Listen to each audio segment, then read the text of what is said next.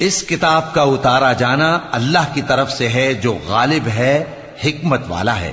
اے پیغمبر، ہم نے یہ کتاب تمہاری طرف سچائی کے ساتھ نازل کی ہے، تو اللہ کی عبادت کرو، یعنی اس کی عبادت کو شرک سے خالص کر کے۔ دیکھو، خالص عبادت اللہ ہی کے لیے زیبا ہے، اور جن لوگوں نے اس کے سوا اور دوست بنائے ہیں وہ کہتے ہیں کہ ہم ان کو اس لیے پوجتے ہیں کہ وہ ہم کو اللہ کا مقرب بنا دیں۔ تو جن باتوں میں یہ اختلاف کرتے ہیں اللہ ان میں ان کا فیصلہ کر دے گا۔ بے شک اللہ اس شخص کو جو جھوٹا ناشکرا ہے ہدایت نہیں دیتا۔ اگر اللہ کسی کو اپنا بیٹا بنانا چاہتا تو اپنی مخلوق میں سے جس کو چاہتا منتخب کر لیتا۔